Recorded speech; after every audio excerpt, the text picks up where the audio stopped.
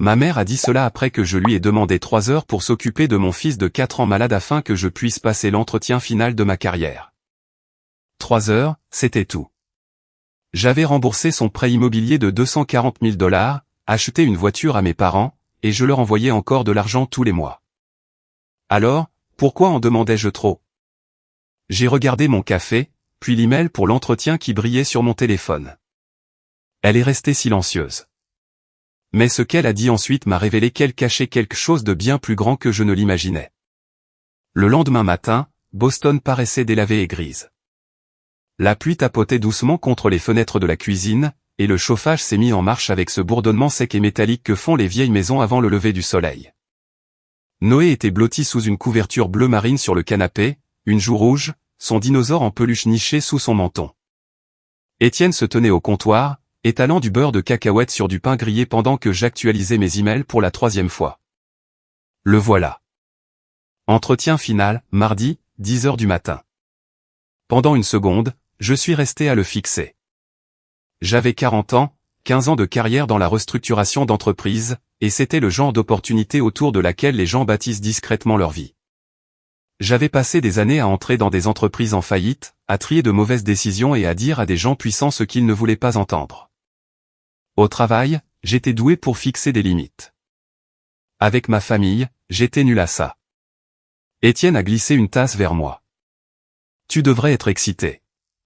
Moi, je le suis. Il a regardé Noé, puis de nouveau moi. C'était là le problème. Noé était à la maison depuis 2 jours, absent de l'école maternelle à cause de la fièvre. Étienne avait déjà déplacé des réunions et manqué des échéances pour rester avec lui. Le mardi était mon problème à résoudre, et dans ma famille, j'avais toujours été celle qui résolvait les choses. En grandissant, ma sœur cadette, Sienne, était la sensible. Elle oubliait ses devoirs, quittait ses emplois, changeait ses plans, et d'une manière ou d'une autre, chaque crise devenait un projet familial. J'étais le contraire. Je travaillais après l'école, j'ai acheté ma première voiture d'occasion moi-même, j'ai obtenu des bourses et j'ai appris très tôt qu'être peu exigeante rendait la vie de tout le monde plus facile. Chaque fois que j'avais des difficultés, ma mère, Diane, souriait et disait « Tu vas trouver une solution. Tu y arrives toujours. » J'entendais de la fierté dans ses mots. Maintenant, je ne suis plus sûr qu'il y en ait jamais eu. 5 ans plus tôt, mes parents se noyaient financièrement.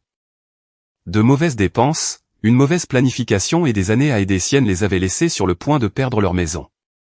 Je suis intervenu. J'ai utilisé mes économies et une prime importante pour rembourser environ 240 000 $ de leur prêt immobilier restant. Plus tard, je leur ai acheté une voiture d'une valeur d'environ 45 000 $. Même après leur revenu de retraite et leur sécurité sociale, je leur envoyais encore environ 3 000 $ par mois pour leur faciliter la vie. Restaurant, réparation à la maison, courses, petit confort. Je n'ai jamais appelé cela un sacrifice. J'appelais ça la famille. Après tout ce que j'avais porté pour eux, une partie de moi se sentait gênée de répéter la demande. La famille était censée être le seul endroit où l'on n'avait pas besoin d'une feuille de calcul, d'un plan de secours ou d'une permission pour avoir besoin de quelqu'un. Alors, quand j'ai regardé Noé sous cette couverture, je ne pensais pas en demander beaucoup. 3 heures, un mardi matin. J'ai pris mon téléphone et j'ai appelé ma mère. Je croyais encore qu'elle dirait oui. Ma mère a répondu à la 2e sonnerie. Maël, est-ce que l'état de Noé a empiré? Pendant une demi-seconde, l'inquiétude dans sa voix m'a adouci. Non. Sa fièvre baisse.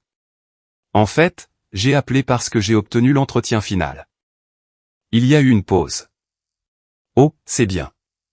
Bien. 15 ans de travail, et la nouvelle est tombée entre nous comme si je lui avais annoncé que le pressing était prêt. J'ai dégluti.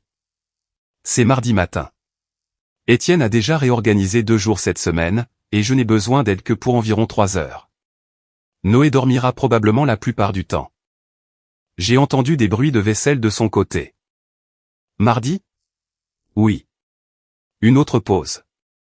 Ton père a son golf. Et je déjeune avec mes amis. Mes doigts se sont resserrés sur le téléphone. Maman, ce sont 3 heures. Elle a soupiré, non pas de fatigue, mais d'agacement. Ce son m'a fait quelque chose. Je sais, Maël, mais nous avons aussi nos vies. Je ne te demande pas d'annuler des vacances. Tu gagnes assez d'argent pour engager quelqu'un. J'ai regardé Noé à travers l'embrasure de la porte. Sa petite main était enroulée autour du bord de la couverture. Je peux engager quelqu'un. Je demande à mes parents. Sa voix est devenue plus sèche. Et nous ne sommes pas tes nounous. Tout est devenu silencieux en moi. Pas de dispute, pas de larmes, juste le silence. J'ai fixé le café à côté de mon ordinateur portable. Une fine pellicule s'était formée à la surface. Pendant des années, chaque fois qu'ils avaient besoin de quelque chose, j'avais agi. Une réparation, une facture, le prêt immobilier, la voiture. Je ne leur avais jamais demandé d'expliquer pourquoi ils avaient besoin d'aide au point de la mériter. J'aidais, tout simplement. Maintenant, j'avais besoin de 3 heures, et d'une manière ou d'une autre, c'était trop. Ma mère a continué à parler. Honnêtement, Maëlle, c'est ce qui arrive quand les deux parents ont des emplois exigeants. Toi et Étienne avez besoin d'un meilleur plan de secours. Et voilà, une leçon de la femme dont le plan de secours avait été moi pendant des années. Quelque chose de froid s'est installé derrière mes côtes. Pas de la colère, de la clarté. Vous avez raison, ai-je dit. Elle s'est arrêtée. Quoi? J'ai souri. Je pouvais littéralement le sentir se produire. Petit, calme, presque paisible. Vous avez raison. Vous n'êtes pas ma nounou. Son ton s'est immédiatement détendu. Eh bien, exactement. Je savais que tu comprendrais. Et je ne suis pas votre banque. Silence. Un vrai silence cette fois. Puis un rire nerveux. Qu'est-ce que ça veut dire? Cela signifie que je vais réévaluer l'argent que je verse encore dans votre foyer chaque mois. Sa respiration a changé. Maëlle, ne sois pas ridicule. Je ne suis pas ridicule. Ton père et moi en dépendons. J'ai fermé les yeux. Pas un, je suis désolé. Pas un, je ne le pensais pas, pas même un, comment pouvons-nous aider? L'argent. C'était sa première peur. Alors peut-être est-il temps que nous examinions tout ce dont nous sommes réellement responsables. Sa voix a baissé. Maëlle, attends. Mais j'ai mis fin à l'appel. Mon téléphone a sonné de nouveau avant même que je l'ai posé sur le bureau. Puis encore. Puis le nom de mon père est apparu, et c'est là que j'ai réalisé quelque chose que j'aurais dû remarquer des années plus tôt. Il ne paniquait pas parce qu'il m'avait blessé. Il paniquait parce qu'il pensait que la banque risquait de fermer ses portes. Et soudain, l'entretien de mardi n'était plus mon plus gros problème. À midi, j'avais cet appel manqué, 3 de maman, 2 de papa, et 2 autres d'un numéro que j'ai reconnu comme étant celui de Sienne. Je n'ai répondu à aucun d'eux. Au lieu de cela, j'ai appelé un service de garde d'enfants professionnel et j'ai expliqué la situation. Le lundi après-midi, ils nous avaient mis en contact avec une femme nommée Madame Cartier, une infirmière pédiatrique à la retraite avec des cheveux argentés, des yeux chaleureux et la voix la plus calme que j'avais entendue de toute la semaine. Quand elle est arrivée le mardi matin, Noé l'a étudiée pendant 30 secondes avant de traîner son camion de pompier sur le tapis et de lui demander si elle savait comment fonctionnaient les sirènes. Elle a souri. Je crois que tu vas devoir m'apprendre. Pour la première fois depuis l'appel de ma mère, j'ai ri. Puis je suis allé à mon entretien. La salle de conférence n'était que murs de verre, air froid et bois poli. 6 cadres supérieurs étaient assis en face de moi, posant des questions sur des négociations échouées, des clients difficiles, et ce que je faisais quand quelqu'un refusait des conditions raisonnables. Normalement, j'aurais répondu par expérience. Ce matin-là, j'ai répondu de quelque part de plus profond. J'arrête de discuter, ai-je dit. Je clarifie la limite, je sépare l'émotion de l'obligation, et je laisse les gens assumer les conséquences de leur choix. Une femme près du bout de la table a penché la tête. Et s'il panique? La panique ne change rien au fait. J'ai entendu la voix de ma mère dans ma tête. Maëlle, attends. J'ai continué. Au moment où je suis sorti, le nœud dans ma poitrine s'était desserré. J'avais résolu le problème de la garde d'enfants. J'avais été présente. Et personne dans cette pièce ne savait que j'avais failli manquer cette opportunité parce que ma propre mère pensait que 3 heures, c'était trop demandé. Cet après-midi-là, j'ai rencontré un avocat de confiance dans un café tranquille près du centre-ville. Je lui ai tout raconté. Non pas parce que je voulais me venger, mais parce que j'avais besoin de savoir où la générosité s'arrêtait et où l'obligation commençait. Nous avons examiné les paiements, les factures et le soutien que j'avais couvert. La maison appartenait à mes parents. La voiture appartenait à mes parents. C'était des cadeaux, finis. Je n'avais aucune intention de toucher à l'un ou l'autre. Mais les $3000 que je transférais chaque mois étaient volontaires. C'était à moi de continuer et à moi d'arrêter. Il m'a regardé attentivement. Avant de changer quoi que ce soit, assurez-vous de comprendre où va réellement l'argent. Alors, je l'ai fait. Cette nuit-là, après que Noé se soit endormi, j'ai ouvert l'historique des paiements. Courses, services publics, réparation à la maison. Puis j'ai vu un virement récurrent, environ $1500 chaque mois, même destinataire, Sienne. J'ai fait défiler en arrière. 1 mois, 6 mois, 1 an, 2 ans. Mes mains sont devenues froides. Environ $36 000. La moitié de ce que j'envoyais à mes parents avait été discrètement redirigé pour soutenir ma sœur de 35 ans. Le lendemain matin, j'ai appelé maman. Avez-vous déjà utilisé l'argent que je vous envoie pour aider Sienne? Une pause. Puis elle a dit, peut-être 1 ou 2 fois. Je regardais 2 ans de paiement. Et à ce moment-là, l'insulte de la garde d'enfants est devenue presque sans importance, car maintenant je connaissais la vérité. Ma mère ne s'était pas contentée de me prendre pour acquise, elle m'avait menti effrontément. Et si elle pouvait mentir si facilement à propos de Sienne, j'avais une question de plus. Quelle part de la retraite confortable de mes parents avait jamais été réellement la leur? J'ai sauvegardé les relevés, fermé mon ordinateur portable et pris une décision. Le prochain virement n'arriverait pas. Le virement était programmé pour le vendredi. À 8h12 ce matin-là, ma mère a appelé.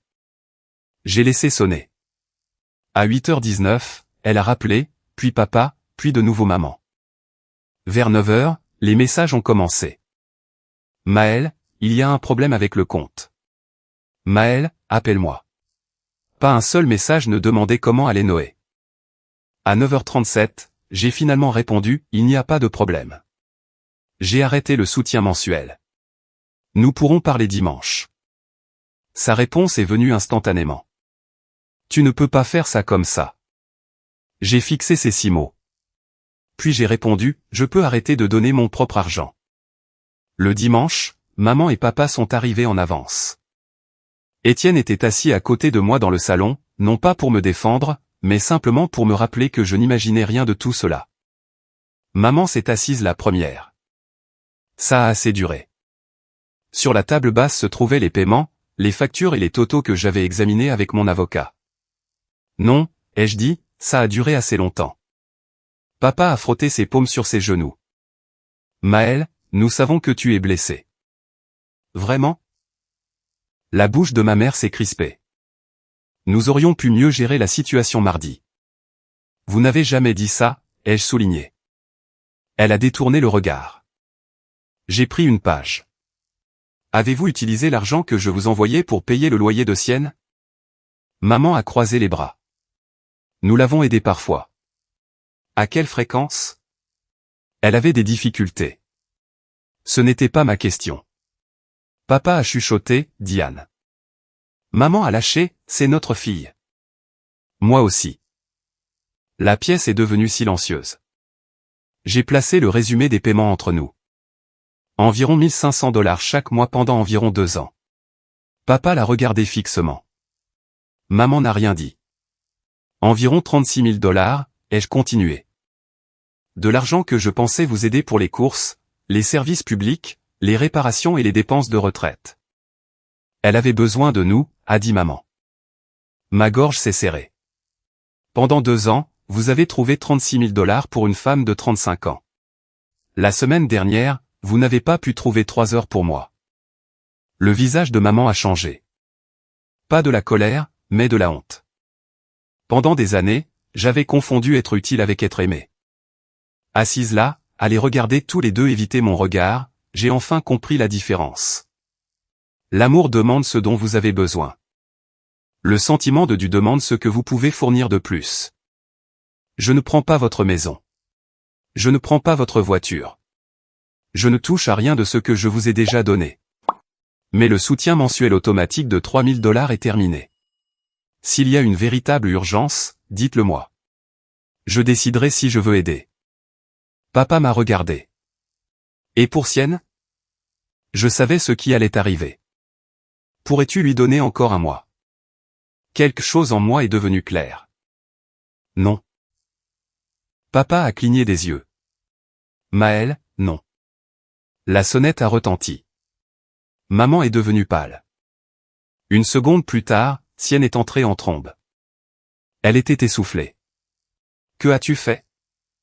Je me suis levé. Sienne, ce n'est pas ta réunion. Mon loyer est dû la semaine prochaine.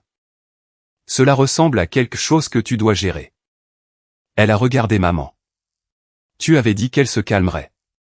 Tu avais dit qu'elle ne couperait jamais vraiment les vivres. Personne n'a bougé. J'ai regardé ma mère. Voilà. Ils n'avaient pas espéré que je continue à aider. Ils avaient compté dessus. Sienne s'est retournée vers moi. Tout ça parce que maman n'a pas voulu garder un enfant malade. Non. C'était juste le moment où je vous ai enfin tous entendu clairement. Elle a ri. Tu te crois meilleur que nous? Non. Je pense que je suis responsable de mon foyer, et que vous êtes responsable des vôtres. Maman s'est mise à pleurer. Papa fixait le sol. Sienne a rouvert la bouche. J'ai levé une main. L'argent s'arrête ici. 4 mots. Pas de menace, pas de punition, pas de négociation.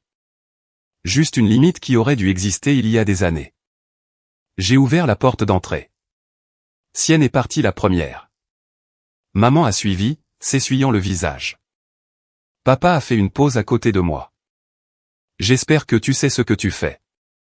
J'ai regardé vers le couloir où les camions jouets de Noé étaient alignés contre le mur. Pour la première fois de ma vie, je le savais. Quand la porte s'est refermée, ma main a commencé à trembler. Mais je ne me sentais pas coupable. C'est ainsi que j'ai su que quelque chose avait enfin changé. La première semaine après ce dimanche, le silence semblait contre nature. Ma mère avait passé des années à m'appeler pour tout, un robinet qui fuit, un bruit étrange dans la voiture, une réservation de restaurant qu'elle voulait que je fasse. Puis, soudainement, rien. Pas d'appel manqué, pas de message, pas de demande. Au début, je continuais à vérifier mon téléphone quand même. Cette habitude a mis plus de temps à se briser que je ne l'attendais. 2 jours plus tard, j'ai reçu l'appel pour le poste d'associé. J'étais dans la cuisine pendant que Noé coloriait un dinosaure bleu à table.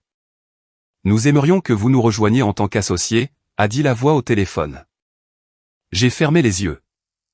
Pendant 15 ans, j'avais imaginé ce moment avec du champagne, des applaudissements, peut-être un discours dramatique. Au lieu de cela, j'ai regardé mon fils, les traces de crayon sur ses doigts, et j'ai ressenti quelque chose de plus calme, le soulagement. Je n'avais pas reprogrammé ma vie. J'avais été présente pour elle. Étienne est rentré à la maison avec des plats à emporter et un gâteau de supermarché sur lequel était écrit « Félicitations » en glaçage rouge. Noé a mangé plus de glaçage que de gâteau. Nous avons ri jusqu'à ce qu'il ait le hoquet. C'était parfait. La vie de mes parents a changé aussi. Pas de façon dramatique, mais réaliste. Ils avaient toujours leur maison. Ils avaient toujours la voiture que je leur avais donnée. Ils avaient toujours leur revenu de retraite et leur sécurité sociale. Mais sans les 3 000 $ supplémentaires par mois, ils ont dû faire des choix. Papa jouait moins au golf. Maman a cessé de commander à dîner 3 soirs par semaine. Les meubles de patio dont elle parlait ne sont jamais apparus. Pour la première fois, leur confort correspondait à leurs revenus. Sienne a eu l'ajustement le plus difficile. Sans les 1 500 $ pour son loyer, elle a pris plus de travail de stylisme et a accepté un emploi dans un magasin de décoration d'intérieur. Quelques mois plus tard, j'ai entendu dire qu'elle avait emménagé dans un appartement plus petit avec une colocataire. Personne ne l'a sauvée, et d'une manière ou d'une autre, elle a survécu. C'était important pour moi. J'avais passé des années à croire que dire non détruirait les gens. Ce ne fut pas le cas. Parfois, cela les force simplement à se prendre en main. 6 semaines après la confrontation, une lettre de papa est arrivée. Manuscrite, une page. J'ai failli la jeter. Puis j'ai vu la première ligne, Maël, je n'écris pas pour te demander quoi que ce soit. Alors, j'ai continué à lire. Il a admis qu'il avait été un lâche. Il a dit qu'il avait laissé maman protéger Sienne parce que c'était plus facile que de la défier, et qu'il m'avait laissé porter le fardeau financier parce que je semblais toujours capable d'en porter plus. Puis une phrase m'a arrêté. J'ai confondu ta force avec une absence de besoin. Je l'ai lu 3 fois. C'étaient les excuses que j'avais voulues toute ma vie sans savoir comment les demander. Je ne l'ai pas appelé. Je n'étais pas prête, mais j'ai gardé la lettre. 6 mois plus tard, Étienne, Noé et moi étions au parc un dimanche après-midi quand mon téléphone a vibré. Papa avait envoyé une photo de maman à côté d'une roseraie. Elle avait l'air plus âgée, plus mince, mais paisible. Son message était simple. J'ai renvoyé une photo de lui en train de rire sur les balançoires. Papa a répondu, il nous manque. J'ai fixé ces mots. Pas d'argent, pas de facture, pas de faveur, juste, il. J'ai regardé Étienne. Peut-être qu'un jour, ai-je dit, nous les retrouverons à mi-chemin, pas le pardon, pas encore, mais peut-être le début de quelque chose qui n'avait pas besoin de mon argent pour survivre. Je pensais que aimer ma famille signifiait être disponible, toujours résoudre les problèmes, toujours payer la différence. J'avais tort. L'amour sans limite se transforme en attente. L'attente se transforme en sentiment de dû, et le sentiment de dû peut faire oublier aux gens qu'il y a un être humain de l'autre côté d'une faveur. Je n'ai pas détruit ma famille. J'ai arrêté de me détruire pour que tout le monde soit à l'aise. Si vous avez déjà été celui que tout le monde appelle quand les choses s'effondrent, dites-le moi dans les commentaires, et abonnez-vous. Parce que parfois, le mot le plus difficile que vous puissiez dire à votre famille est celui qui vous sauve, non.